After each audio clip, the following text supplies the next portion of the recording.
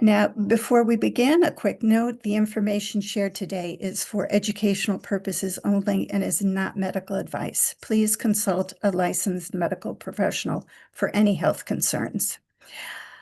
Now, it gives me great pleasure to introduce our presenters, Lisa Feiner and Steve Ledvina. Lisa Feiner is a Sharp Again founder, current board member, and a national board certified health and wellness coach.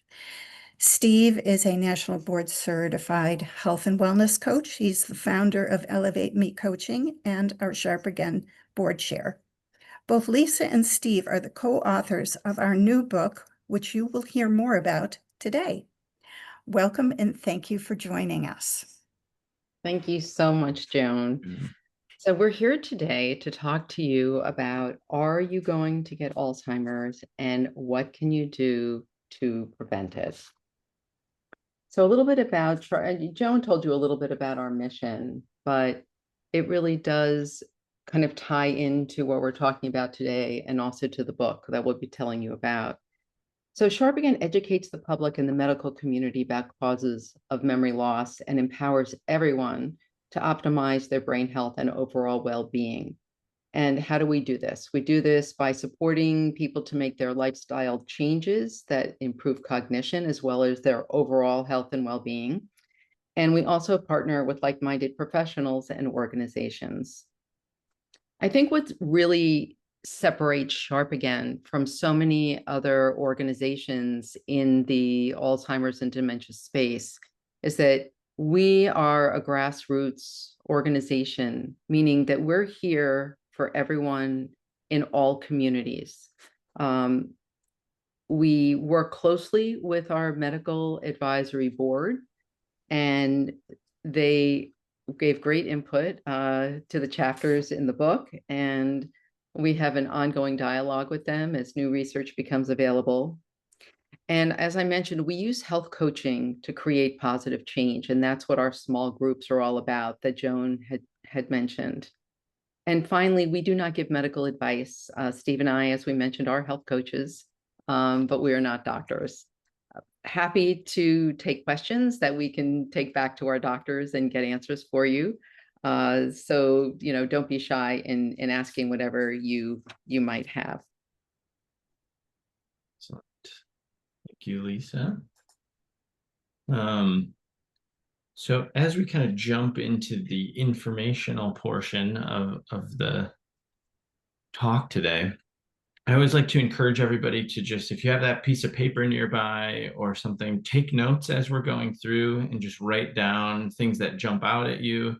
We're going to be talking a lot about different habits you can change or different steps you can take. And it's really useful to just jot down anything that sort of sounds like, oh, maybe I'll try that. And then we'll kind of go through and maybe pick one, sort through that list at the end. So use that as sort of a brainstorming piece.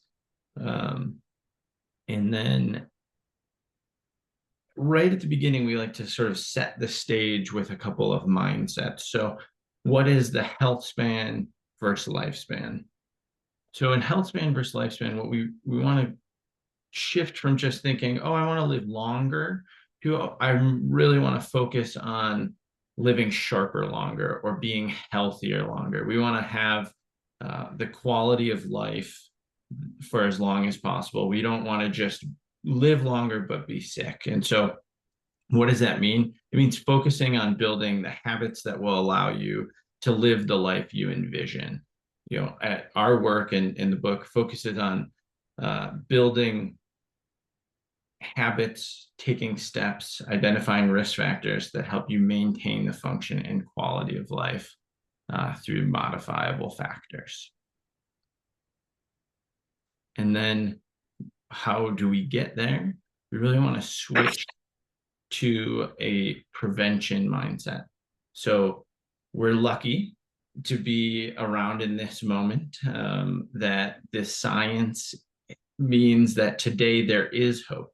We are living longer and we're focusing on prevention. So instead of tackling our brain health when we start to see symptoms of dementia or treating it once it's already here, we have the host of scientific research that allows us to look a little farther out and say, oh, I want to really focus on preventing this for the long term. And instead of what we used to have, which was just kind of, there's nothing we can do, go home, get your affairs in order, which led to a lot of fear, denial, wishing it away. And I'll save some of the pieces of the puzzle, but really the approach here is a multi-therapeutic approach. We want to look at our habits, what our environment is like. We want to acknowledge the role that genetics plays and have a conversation around that. Genetics is not destiny. I think that's also kind of one of the things that scientific research has moved past, and we have a much greater understanding of the role genetics play over 5, 10, 20 years ago now. And so switching to that prevention mindset to pass it back to Lisa, before we even talk about prevention, I think it's helpful to start with what's the difference between dementia and normal aging? How do those two things, what's actually interact with each other? Great, Steve. Thank you. So we get this question a lot, and this is a very busy slide, so I'm just going to talk us through. But we do get the question a lot when we speak, like, how do I know if I really have a problem with my brain? So the CDC, World Health Organization, they've all come out to say that dementia is not normal aging. So what does that mean? Essentially, it means that we do notice some cognitive changes, but the pathological kind of decline that you see with Alzheimer's is not just getting old. Those two are not synonymous. As Steve said, lifestyle and medical risk factors explain a large fraction of the cases.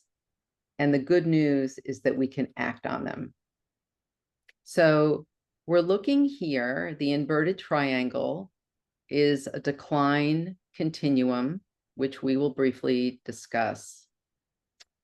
So in normal cognition, we can expect as we age to have something akin to simple forgetfulness. We may have a delay in recalling names, dates, events, and frankly, our processing speed starts to decline at age 30.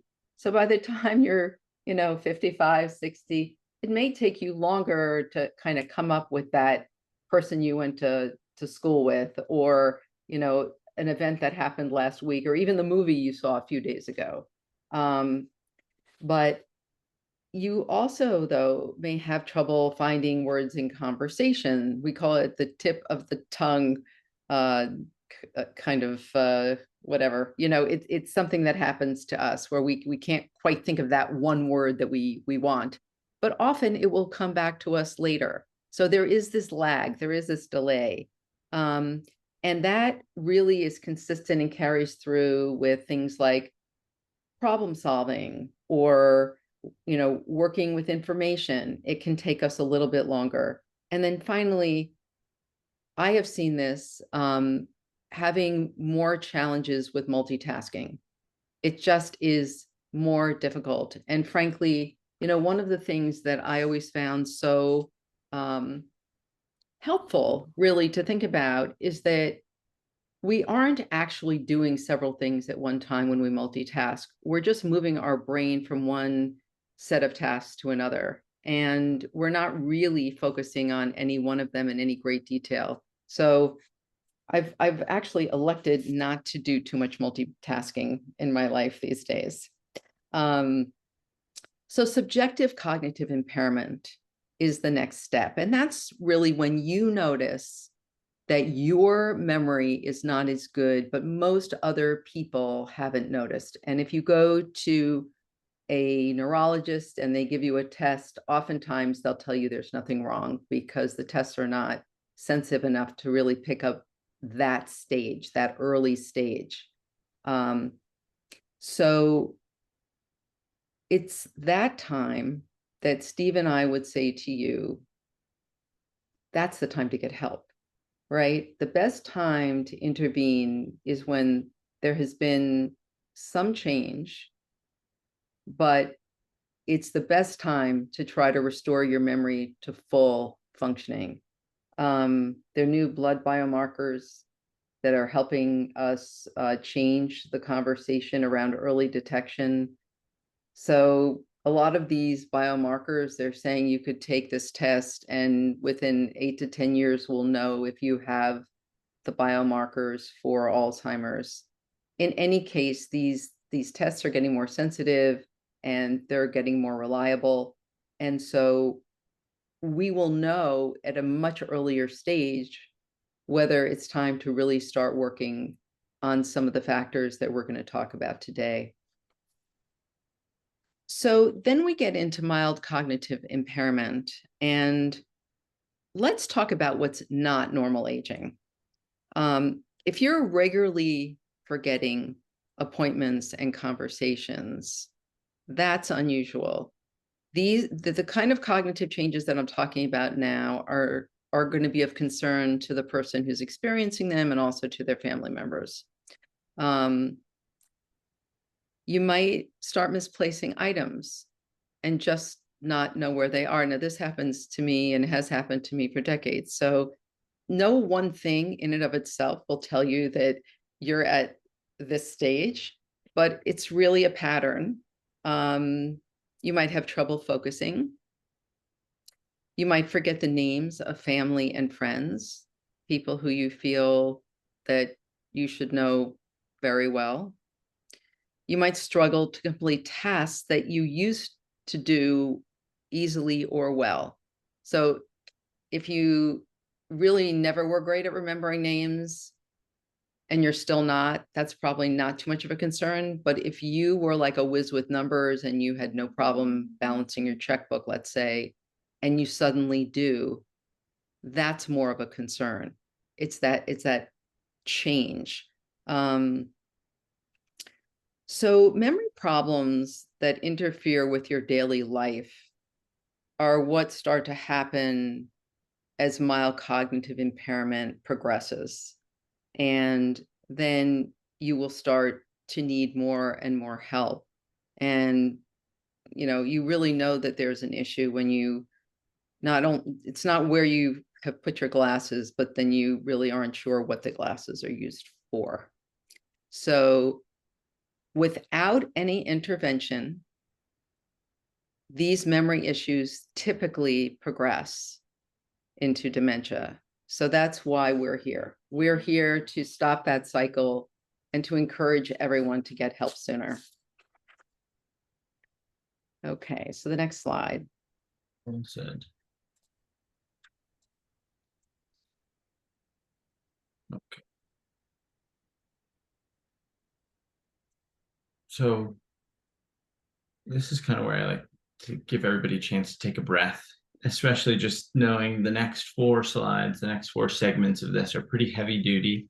It's also the first time I get to say, take as many notes as you want, but we have the great resource now of if you are very engaged and you want sort of a reference guide, this all is packed into the book at much longer form. So if you feel like it's interesting but a lot, grab a copy of the book and maybe keep it on your nightstand. Hey, Steve, could we Yes. mention the name of the book? Yes, thank you, Joan.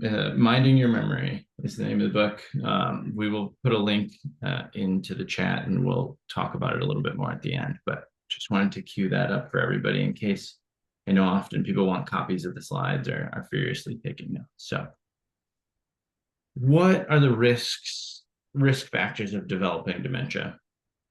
I think one of the big things we think about, I think one of the big ways that we get concerned is for ourselves and for our loved ones is that like genetics and or family history of dementia. And I think it's valuable to recognize those are 2 separate topics. They're very related, but let's talk about genetics first and what is the role genetics plays.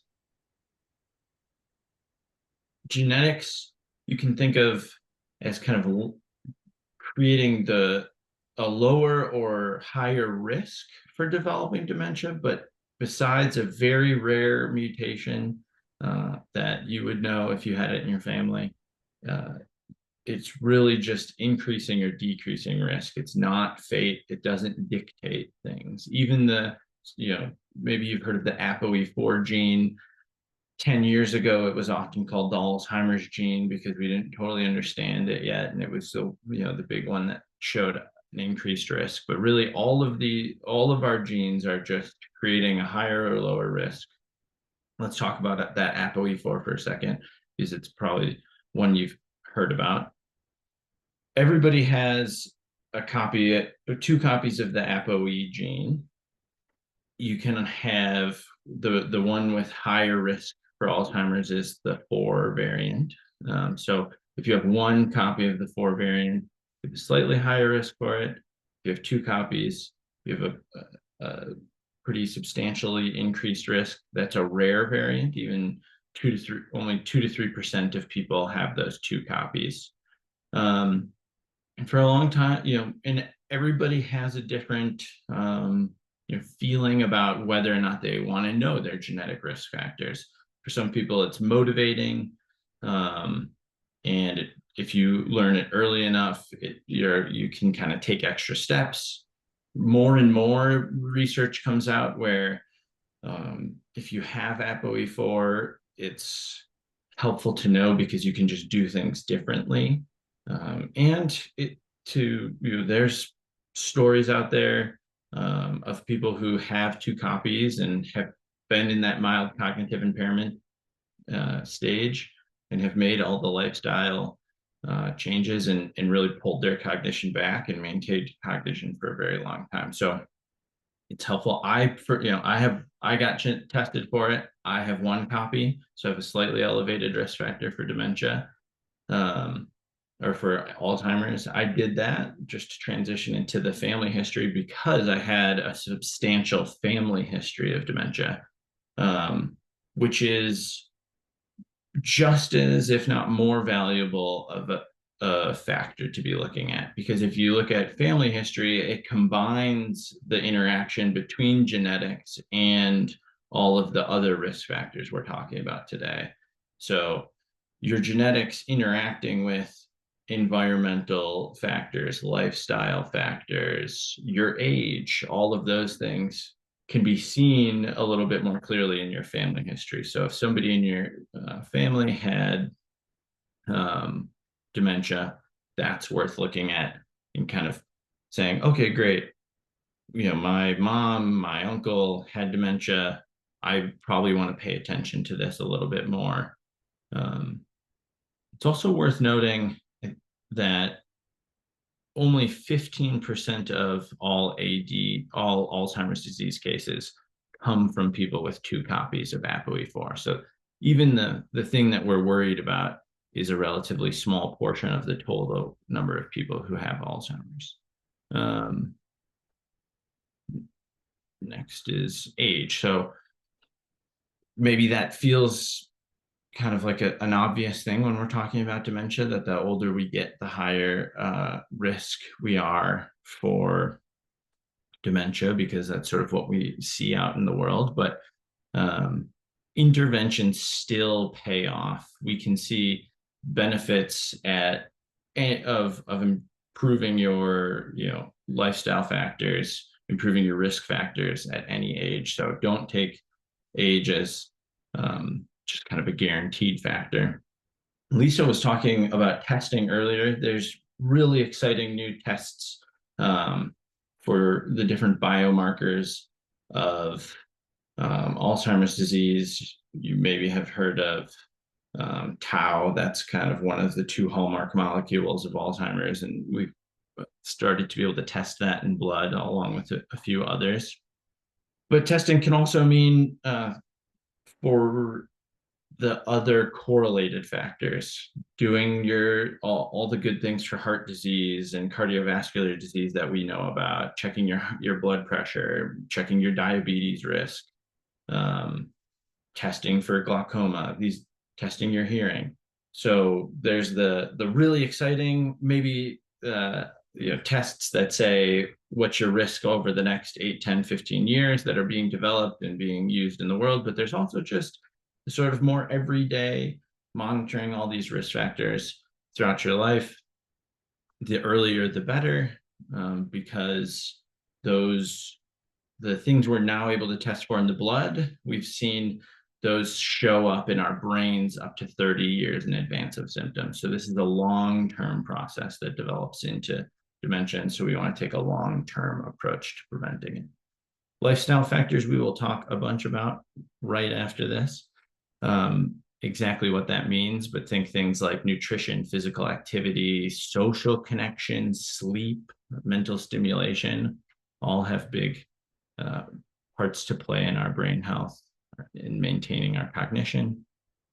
Environmental factors, toxins in our food, water, air, heavy metals, things like medications, inflammation, those types of things are all correlated to dementia. Additionally, like cardiovascular disease, obesity, hearing loss. We'll talk a little bit more about all of those in depth next.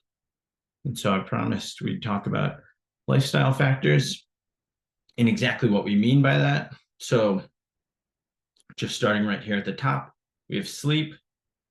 I think especially with brain health, sleep is sort of an underrated piece of the puzzle. You want to be getting minimally 7 hours of sleep a night, up to 9, sort of that healthy range. I think a really valuable piece of that timing is that's time asleep, not time in bed. And so I know for me, if I'm tracking using like an Oura Ring or some other sleep tracker, I need about 8.5 hours in bed to get the minimum 7 hours of sleep. Nutrition is kind of the next piece. And I think can be one of the more complicated pieces for people. There's so much nutrition information out there. It feels like it changes every day, but the sort of tried and true research-backed brain healthy diet is the MIND diet, which is sort of a Mediterranean style diet. If you're eating whole foods, plants, things like olive oil, that has a strong correlation to reduced risk of Alzheimer's disease. Exercise, we want to aim for about 150 minutes a week of moderate aerobic exercise and about 2 times a week of strength exercise, and then layer in kind of that balance, stability, flexibility layer of exercise. I will also note that those 3 things, plus mental activity that I'm going to talk about next, were all just the pieces that were implemented in a big new study, the US Pointer study. And so that has just been reinforced again, that those pieces of the puzzle, modifying sleep, nutrition, exercise, and mental stimulation, increases our cognitive abilities and decreases our Alzheimer's disease risk. Mental activity takes a number of different forms. So we want to think of anything that's kind of pushing our brain in the same way we are pushing our brain with exercise. So there's kind of this brain training area that we often think about or hear about when we are, when people talk about brain health, and that there's a few companies that do that. Brain HQ is kind of the most well-researched. There's sort of basic exercises on there that stress and sort of train really specific cognitive skills. But then there's the whole other world of just making sure you're using your brain, starting new hobbies, maybe picking up an old hobby, things like learning a language or trying out a new skill. Anything that's kind of pushing your brain a little bit where you feel like, oh, I'm not that good at this right now, or I'm kind of have to push through a little bit to get the task or to learn how to do this, is really what we're thinking of. That sort of same feeling that we get with exercise when we're like lifting a weight. You have to kind of push through That mental, bicep curl really helps build new neural connections. It helps spark a bunch of positive brain chemicals like BDNF. And so keeping that mental activity high as we age is very important. Stress, we kind of break stress into two buckets. We have that sort of acute stress, the stress when something hard is happening or there's an emergency. That's for the most part healthy stress. When we get worried is when the stress turns into everyday nonstop chronic stress. So if we have stress all the time from maybe anxiety or daily life dynamics, that's the stress we want to manage. We want to reduce our stress levels down because it creates issues with hormones like cortisol, and managing that stress is important for our cognition. There's many different ways we can do that. It's really about finding the way for you. So different people do things like go for walks outside, do a hobby they enjoy. Exercise can be very helpful for stress management. Things like meditation can be helpful for stress management. And the final piece of the puzzle is staying socially active when we're talking about lifestyle factors. So keeping a community around us, keeping those rich relationships is really valuable to keeping our brain health. And why is that? There's all of the community reasons. The support of the people around us are really important. Avoiding loneliness, but just from a brain science perspective, we're social beings. A huge percentage of our brains are dedicated to social interaction, listening to what people are saying, reading their body language, reading their emotions, empathizing with them. There's so many complex things that are happening when we're doing that. And so just keeping those pieces of our brain active, in addition to all of the benefits of having a supportive network around us, is really important for brain health. Finally, I think it's important to note with lifestyle factors that none of these are sort of in their own silo. Better sleep helps you eat better. It makes it easier to exercise. It makes it easier to manage stress. And likewise, better stress management is going to make it easier to sleep. It's going to make it easier to exercise. So each of these it can feel a little overwhelming if you're starting to work on your lifestyle factors one by one. But it's valuable to note that starting with one is already making all the others a little better. If you're eating healthier, your body's going to have a little bit better time exercising. You're going to maybe feel a little more focused. You're going to be able to be a little less stressed, or feel like it's a little easier to have that conversation at the coffee shop. So just picking one place to start and then allowing each of those other ones to become a little bit easier, a little more approachable over time is kind of the way we have seen the most success with our clients and in our coaching program. So Steve outlined for us the lifestyle factors, which are very much in our control. Sometimes we need a little help with them, which is what our coaching program is all about, but they're typically accessible. The other preventable causes that I'm going to talk about right now are things that you probably need to see either a doctor or a specialist about, but we want to make you aware of them because we're really talking about a holistic approach. And if you're having memory issues and the lifestyle factors and making those changes aren't helping to give you some clarity, then you may want to work with your doctor to look at some of these other factors. So the first one we'll talk about are toxins.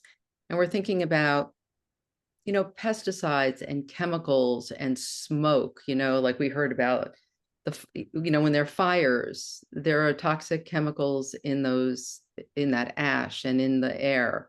We want to be aware of that So maybe if you're near that, it makes sense to wear a mask for a few days. I mean, just kind of common sense sorts of things. And ultra processed foods, which we've seen a lot about in the media in the last few weeks even. Because ultra processed foods are made with chemicals, and they're made to appeal to our sense of smell and taste and wanting more, but many times they're not terribly nutritious. And if there are preservatives or food coloring, or sugars in there that aren't helpful for our bodies, then that's something that we really want to try to minimize. We know that there are chemicals in, let's say, the Teflon coated cookware, right? So you want to think about maybe over time trading out your cookware for something ceramic or stainless steel. Personal care products often contain chemicals in them that go through your skin, get into your bloodstream, and impact your body and your brain. So one of the things that I like to mention when I speak is the Yuka app, which is YUKA.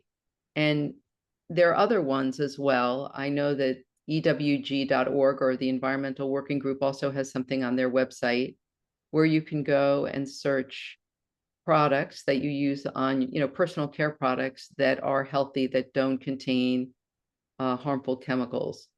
Again, it's just being aware that these things exist in our lives, and just even making one change a month can really impact your health over the course of a year.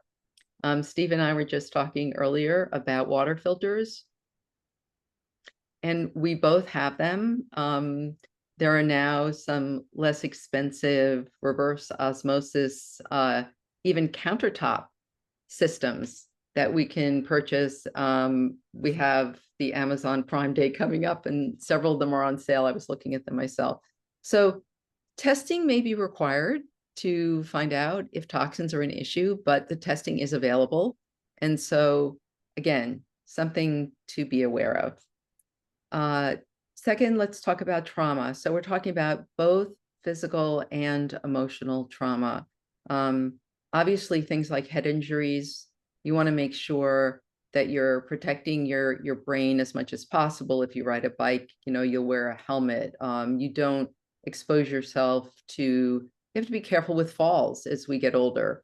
That's why the balance that Steve was talking about is so important, that balance training, or just making sure that you're, you could stand on one foot and brush your teeth to test your balance in the morning, and to work on it.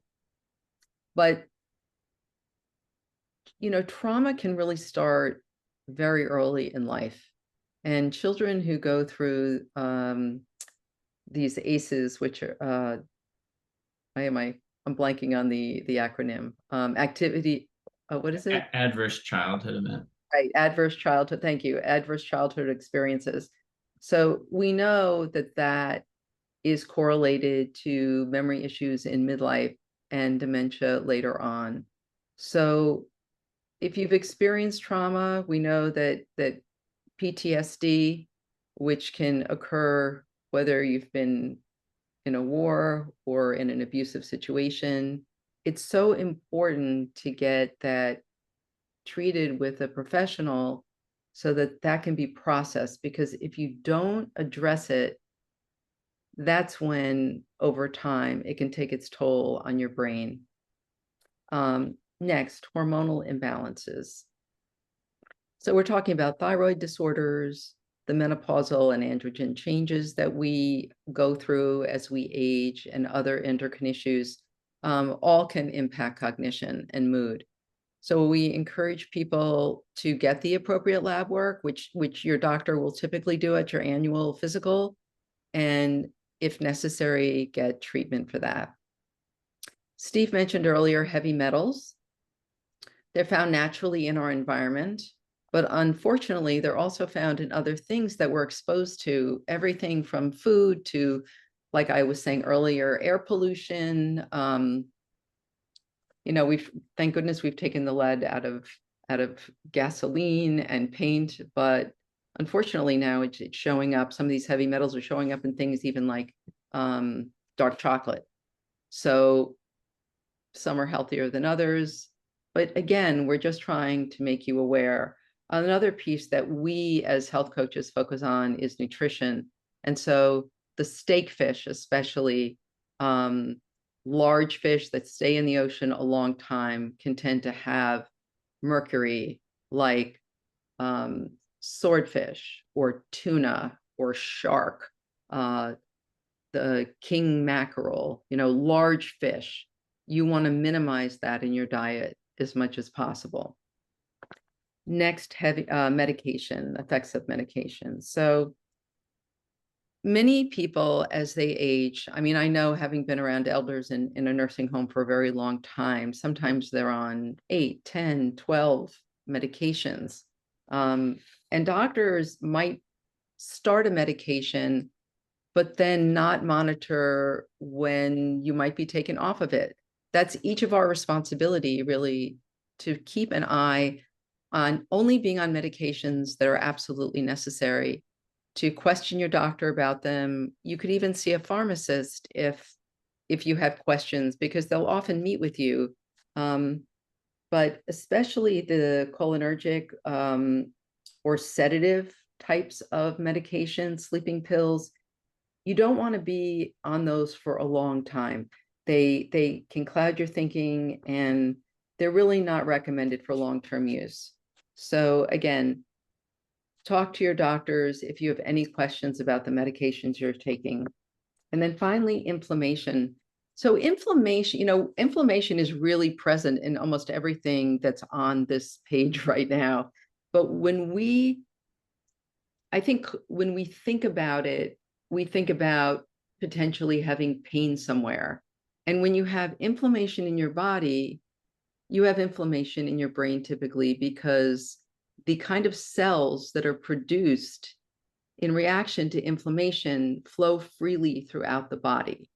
So we would typically point to low-level infections like Lyme disease or mold toxicity, urinary tract infections, maybe food sensitivities. Some of these are asymptomatic. Like you wouldn't even feel that you have it, but if the inflammation is present, then it might be impacting your brain.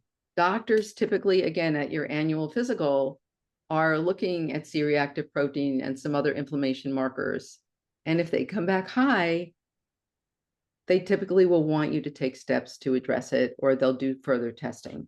So that's just what we encourage you to keep in mind as another source of, or another risk factor for memory loss. So there's some other things that we are monitoring. They're considered correlated risks, but they're not necessarily root causes like we would think of for everyone. But you want to address them if you're dealing with them. And Steve mentioned several of these, so I'm going to go through them fairly quickly. But we know that prediabetes is a condition that more and more people in our country have, and metabolic syndrome. And it raises the speed and the risk of the progression from mild cognitive impairment to dementia. So if these things are showing up in your blood work, if you have glycemic issues, get them under control early. Depression can lead to faster cognitive decline. And, we often see more amyloid plaque build up, and amyloid is obviously a hallmark with tau of Alzheimer's disease. So treating our mood and our mental health is important also for our brains. I think we all know that, hearing loss can really make us feel very isolated. And so, and noise, especially as we get older, can feel intolerable, like in busy restaurants and that sort of thing. So you want to get hearing loss treated.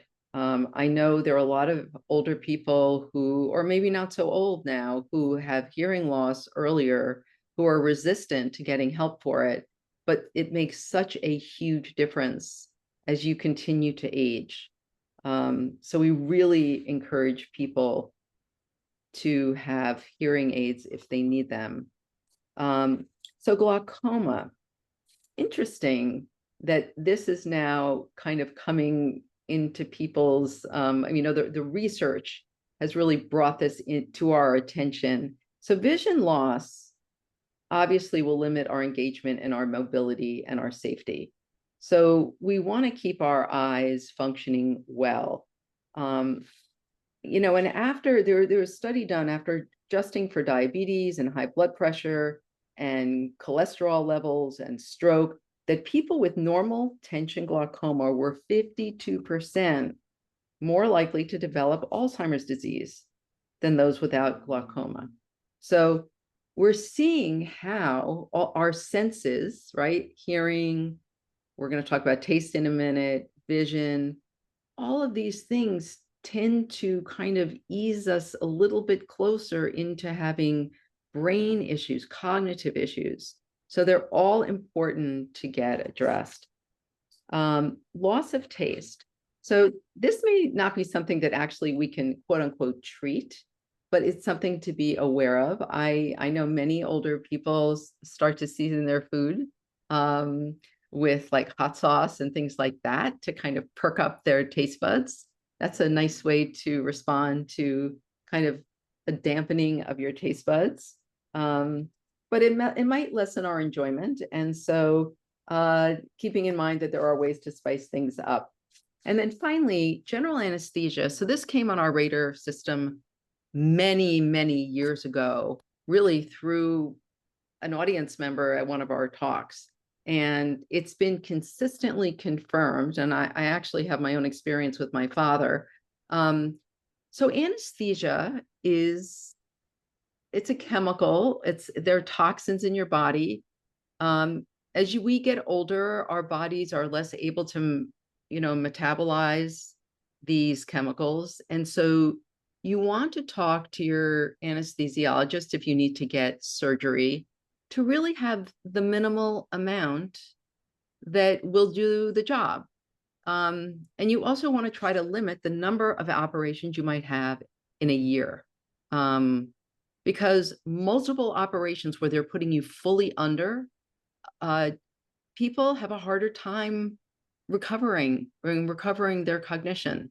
So again, we just want to put this on your radar and encourage you to be a better, medical consumer. Thank you, Lisa. This is kind of, I always think the most important part of the talk. Any webinar we give, we really focus on information in action. It's really great. It's valuable to have as much information about your brain and brain health and preventing dementia as possible. But the thing that really makes the difference is taking that information and putting into action into your life. So maybe look at your notes or kind of think back through the presentation if you didn't take notes and identify one change you would like to make. So we're going to walk through and really give you some time to set a goal. That change could be something as simple as, or the idea might be, I want to sleep more, or I want to exercise one additional time a week, or, oh, that toxins, jumped out at me. I want to go to that website that Lisa mentioned, or I want to look into water filters, or I want to have a discussion with my doctor about the medications I'm taking to make sure they're in line with my brain health. Or I want to get my hearing tested. Anything from today, think about what that area is, and then let's set a goal. So how do we set a good goal? We want to make it specific. So instead of just, oh, I want to improve my sleep, think of one thing that would improve your sleep. So I want to make my bedtime more consistent. And then we want to take that over and create a few action steps to it. So I'm going to turn the TV off at 8 o'clock so that I can fall asleep. I'm going to read a book to go to bed. Those sorts of specific action steps. And why do we do this? Because putting in a little bit of pre-effort on defining the goal, really thinking about it, and then actually thinking about how we are going to execute on getting to our goal has statistically shows a massive jump in actually making progress towards achieving that. So I'll give everybody a couple seconds to write down, or maybe if you're in the room with somebody, or if you don't have a pen nearby, just say it out loud since you're on mute. But we'd love to see anything that you've come up with in the chat if you feel comfortable sharing. I know right now for me, I'm kind of focused on reducing those toxins in the house. And so I know I was just saying to Lisa, one of my action steps is, all right, it's a little cooler in the mornings. I know winter is coming. We're going to be kind of shut inside a little bit. So I want to replace my air filters. I want to check the UV light that treats the air to reduce like mold and bacteria. I want to update the filtration system that I'm looking at for water in the house, those types of things. So I see some things in the chat.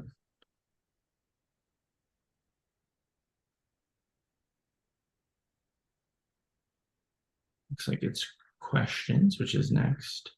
Nancy said, I'm always working on a consistent bedtime. I also need to reduce my use of Ziploc bags for freezing food. That's great. All right. Well, we will move forward. We have one more: better sleep, turn off TV at 9, stretch, do meditation.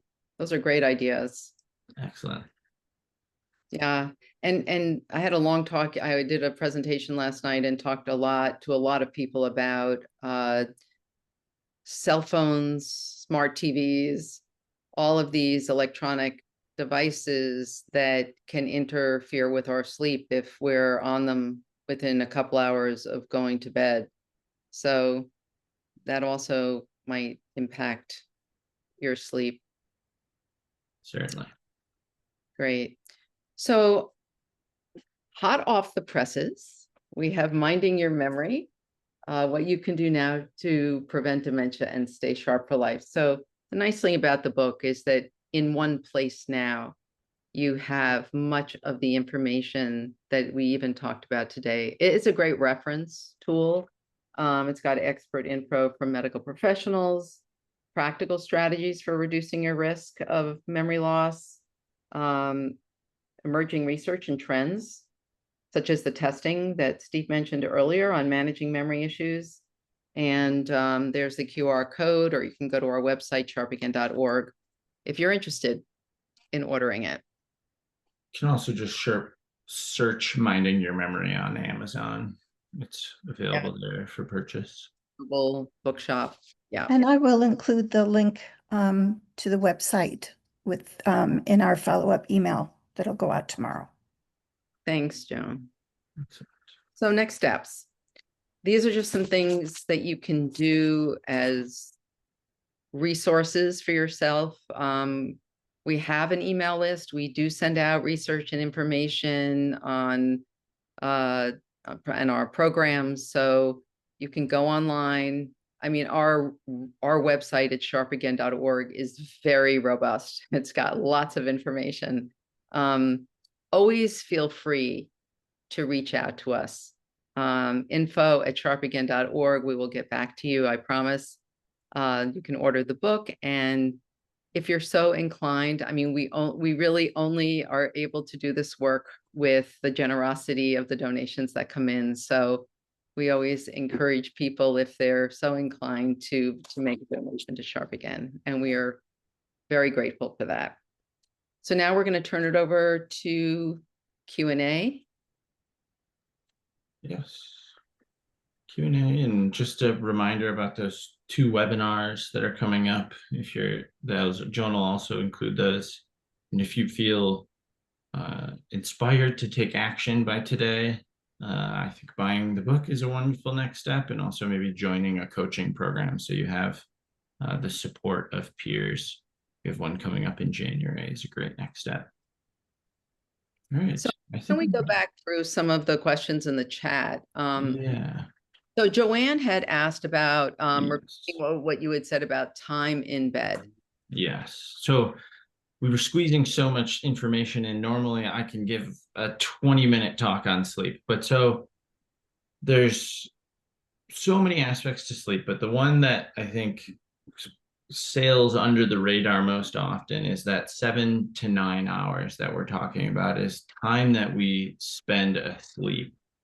What it doesn't, so we often hear that and say, great, I'm going to get in bed, at 10 and I'll get out of bed at 5. There's my 7 hours. That's all I need. But the reality is we spend maybe 20 minutes falling asleep. We might wake up a few times during the night.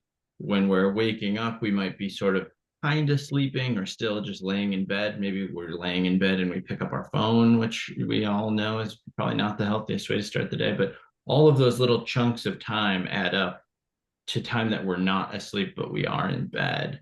And so if you just were in bed from that 10 to 5 a.m. or 11 to 6, you probably are only getting 6 hours of sleep or something like that. Statistically, when people track their sleep, that's what it shows, that about 80% of the time that you're in bed, you're actually asleep.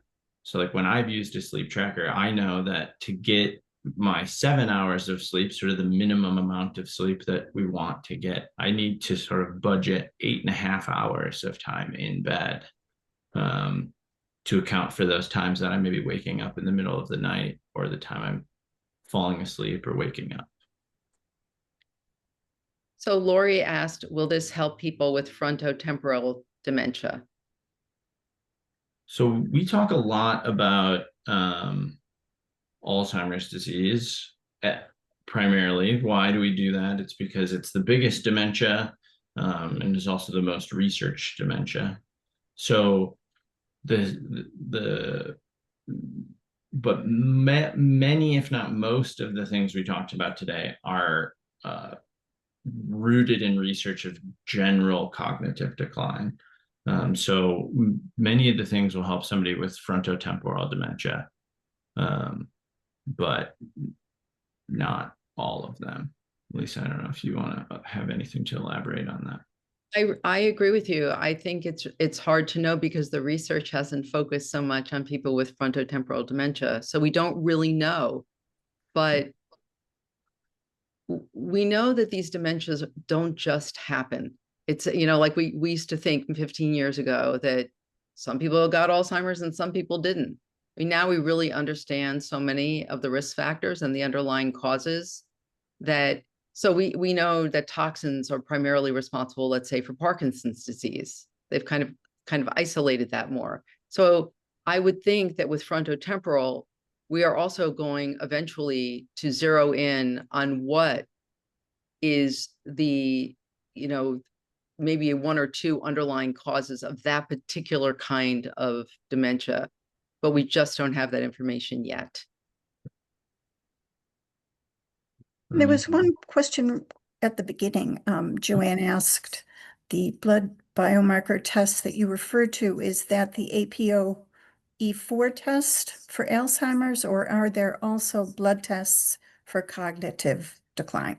Yeah, or so impairment? those are separate tests that are not the APOE4. So APOE4 is a genetic test. You would sort of do that with like a cheek swab or something, and you can get a specific test for that, or you can get a bigger bank of tests for genetics. We're talking about specific. These are basically brand new. They've been started to use wider use in the last year, maybe very rare doctors in the last 2 years.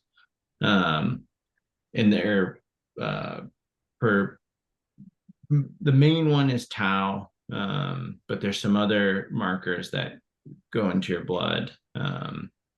that can be used to sort of sort through what might be going on with your brain. And therefore, I wouldn't say they're for cognitive impairment. They're for sort of risk of dementia, which is maybe a fine line to draw, but it's not a measure of your cognition as it is today. It's sort of a measure of, are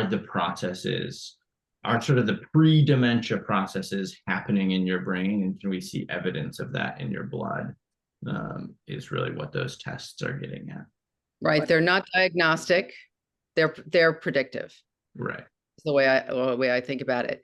So I think, we're at the top of the hour. I just wanted to kind of end by saying that, are you going to get Alzheimer's disease? I really hope that this talk has kind of given you some ammunition, allayed some of your fears, made you aware of some risk factors that you might not have known about, and inspire you and motivate you to take control of your cognitive health like you would your colon or your heart or your dental work, and anything where you can go and get checkups and the help you need to stay healthy throughout your whole life.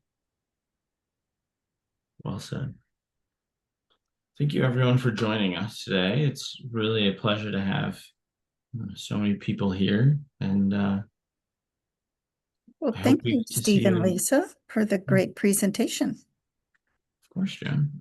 I will include the link to Dr. Rusk's article that she wrote for us recently about blood biomarkers in my recap tomorrow,